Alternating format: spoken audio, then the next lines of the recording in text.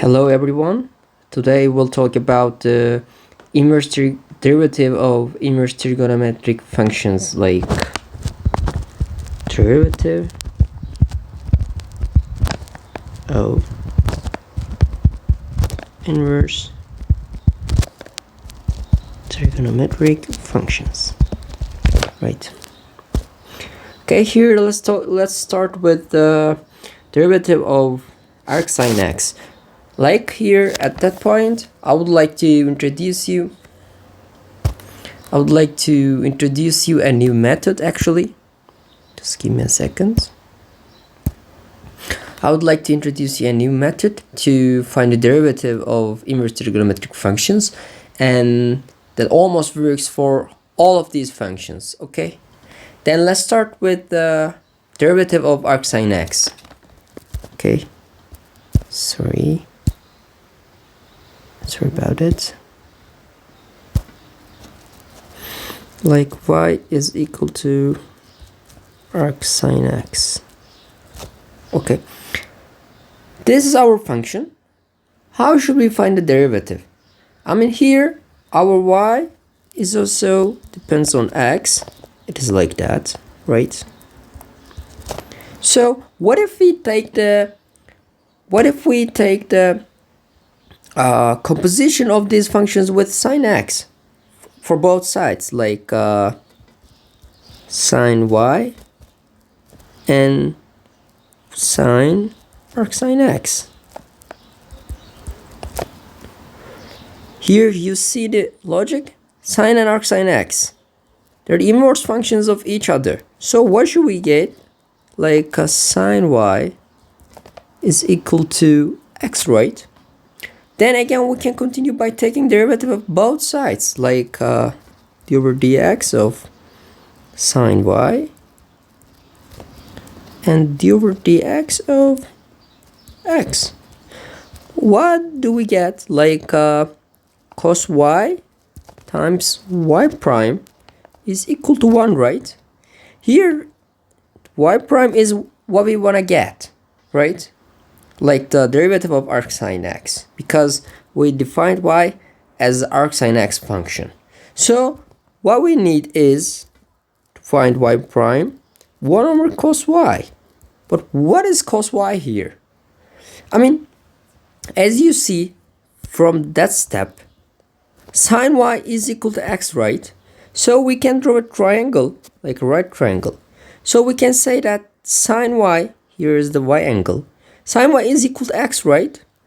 Here x and 1, so sine x is equal to sine y is equal to x, sorry.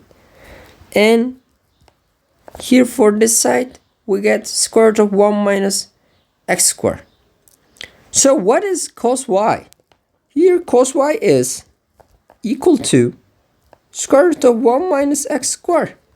So from this side, y squared is equal to then 1 over 1 minus x squared, right?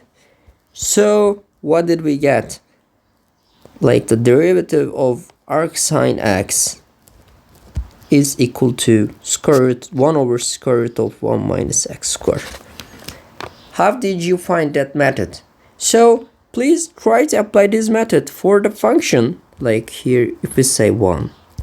For 2, what is 2? Second function. Y is equal to arc tangent x. Okay, then maybe we can also do that together. Then you can try to apply this method for other functions.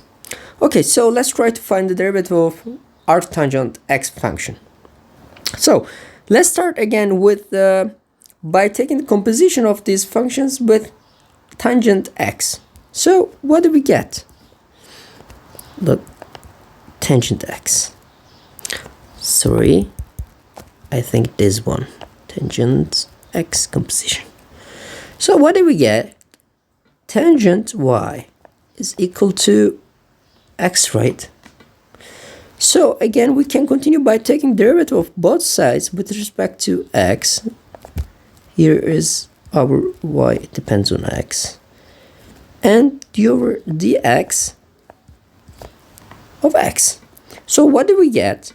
Here, like, we get, what do we get? What is the derivative of tangent y with respect to x here? What do we get? Just think about that.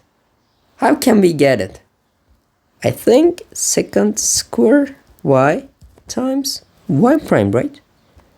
And here the derivative of x with respect to x is 1. So here's y prime is the one what we get, what we want to get. So what is y prime? The derivative of arctangent x.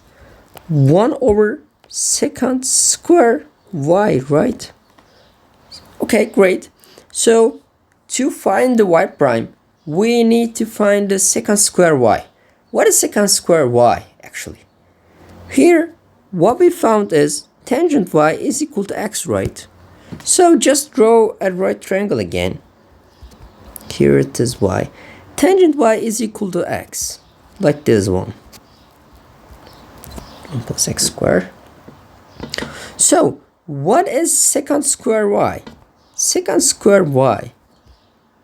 I mean, first we can find the secant y. What is 1 over cos y? What is that? 1 over cos y. 1 over 1 plus x squared, right? What is that?